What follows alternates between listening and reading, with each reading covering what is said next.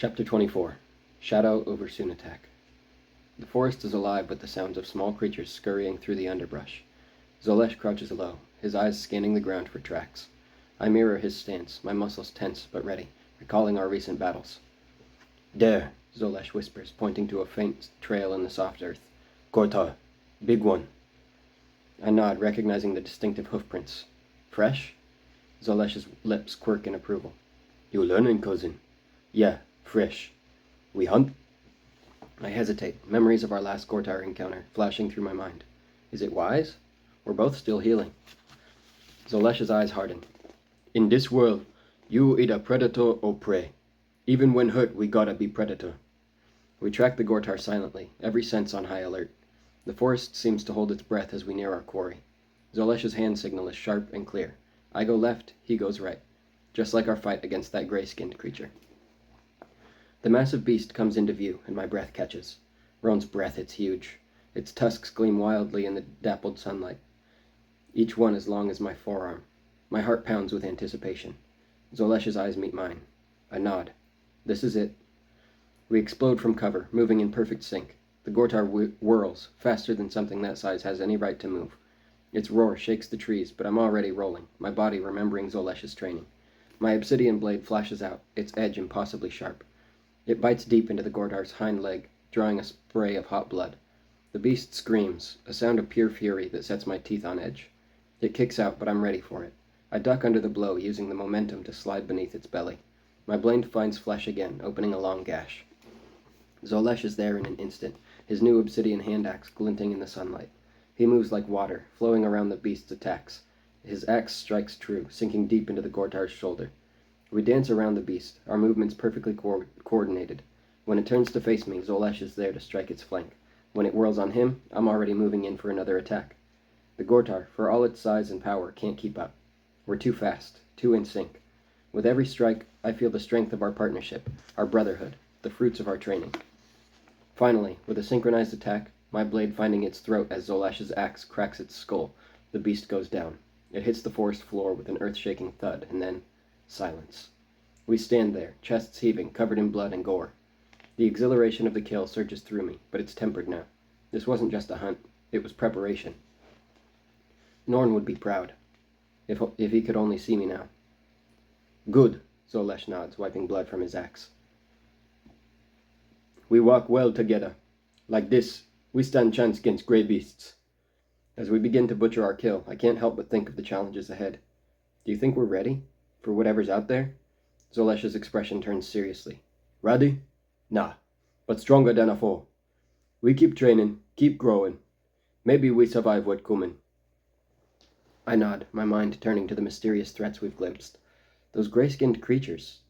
They're not like anything we've faced before, and if there are more of them... There are, Zolesh says grimly. My people been seeing signs. Strange tracks, villages burned down. Not think my need a bring it up, but my thinking we not see last of them. Something big coming, Yorin. We are be ready. As we prepare our meal, I can't help but wonder about the path ahead. The Dracoliths were one thing, but those intelligent, organized creatures, that's a whole different level of threat. Whatever's coming, I say, meeting Zolesh's gaze, we face it together, as a team. Zolesh nods, a rare smile crossing his face. As team. Now eat. We got long journey ahead.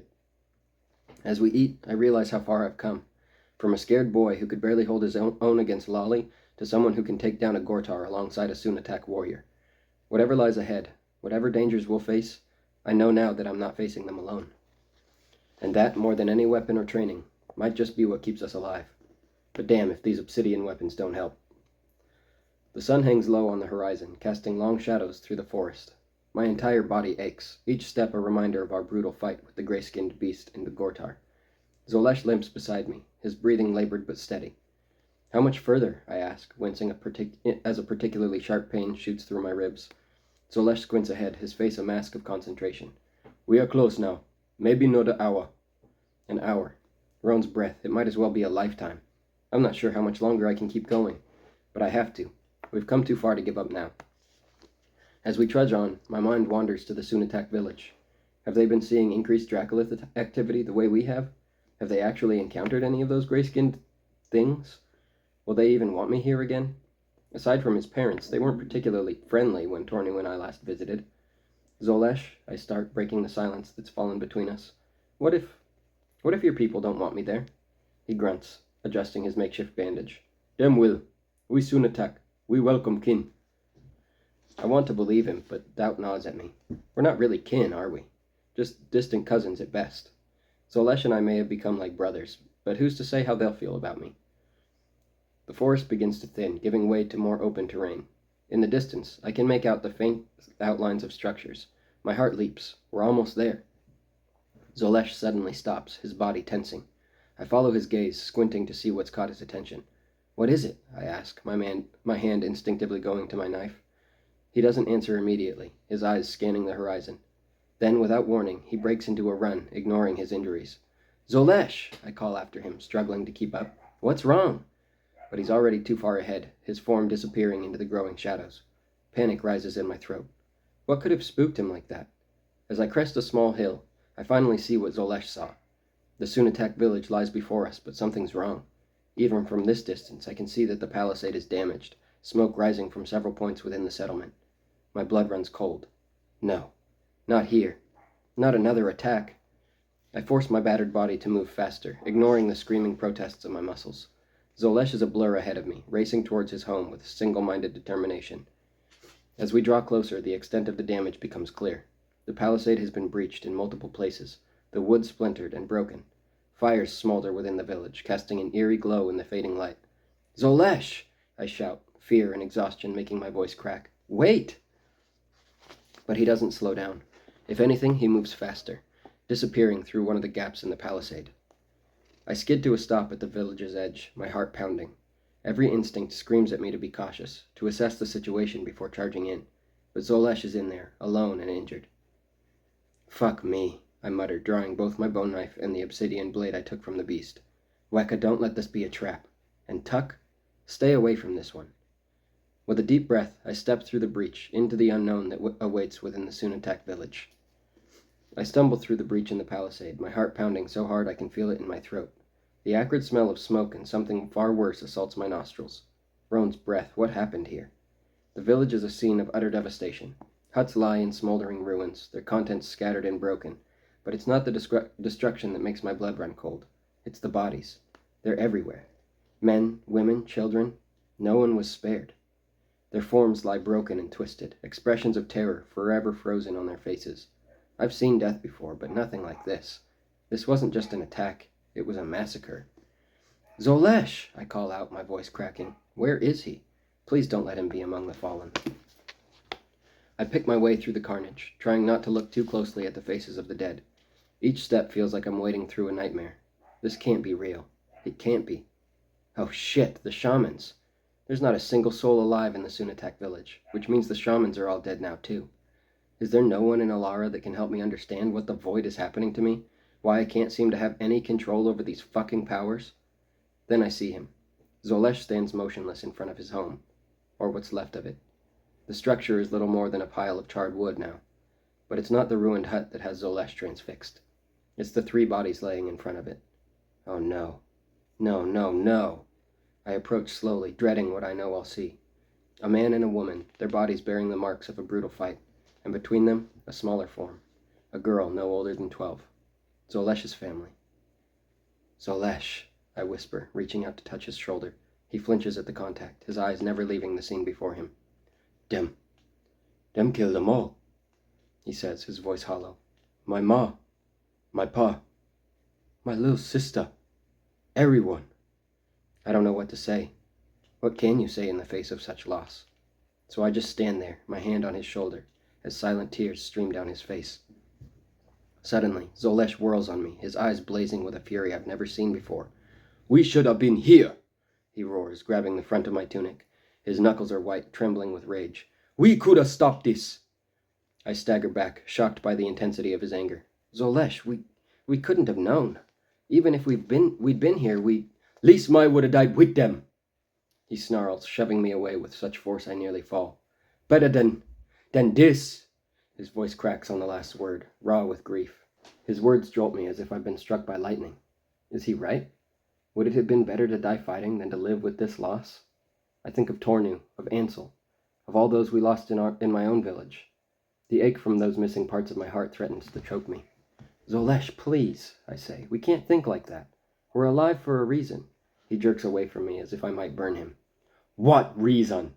Tell my Yoren, what fucking reason? What can explain why my need be alive, while my entire life get taken from my, and my not even here to try to stop it? Why my need to see my ma, and my pa, and my sister dead at my feet? What fucking reason there possibly be to explain this fucking shit? I open my mouth, but no words come out.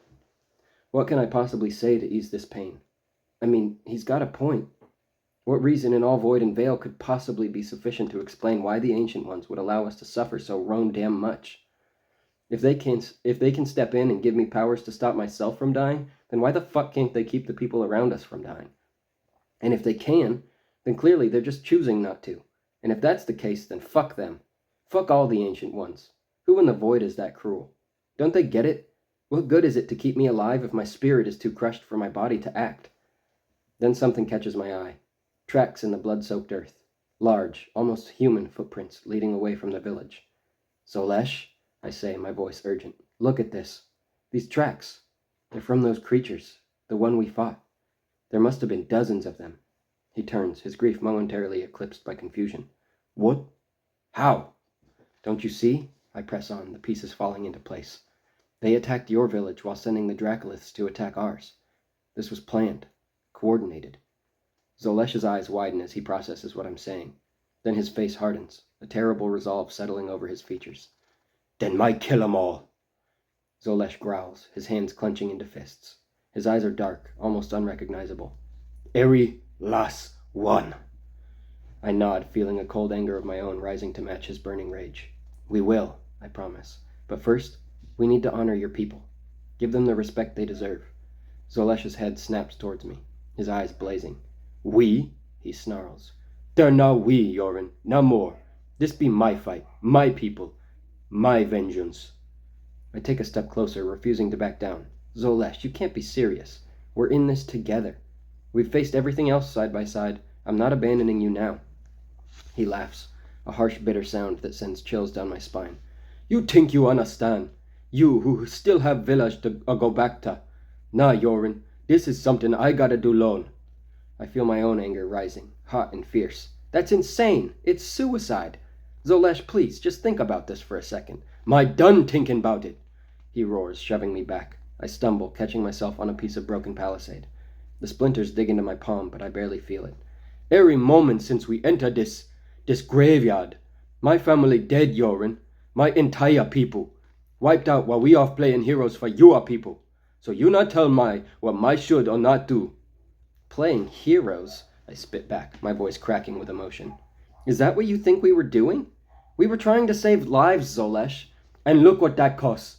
How many lives we save, Yoren? Can you tell me?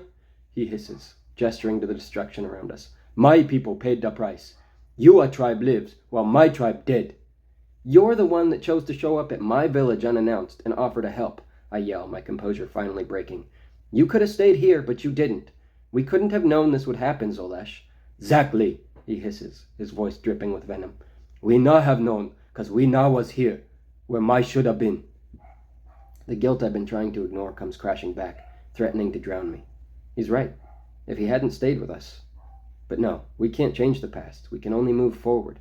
Zolesh, I say, trying to keep my voice steady. I get it. I do. But going off alone isn't going to bring them back. We need a plan. We need to be smart about this.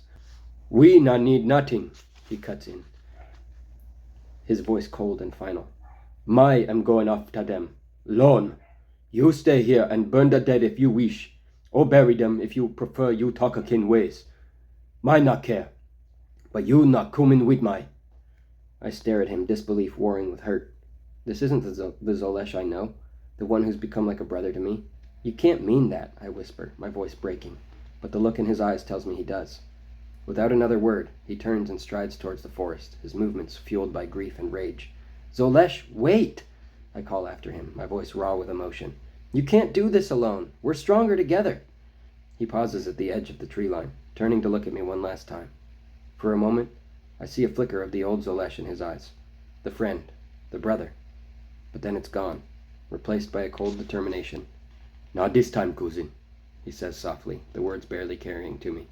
This my gotta do alone." And then he's gone, swallowed up by the darkness of the forest. I stand there, my heart pounding, torn between chasing after him and respecting his wishes. By the time I make up my mind to follow, it's too late. Zolesh has disappeared, his skills in the forest far surpassing my own.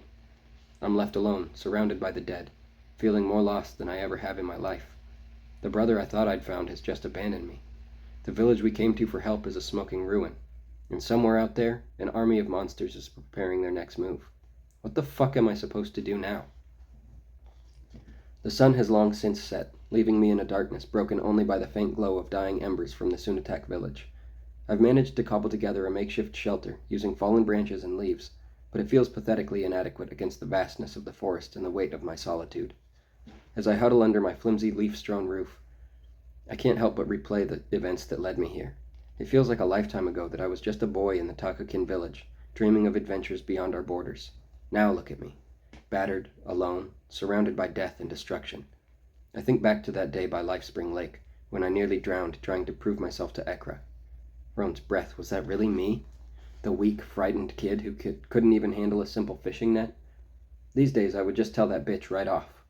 Part of me wants to laugh at how naive I was, but another part misses that innocence.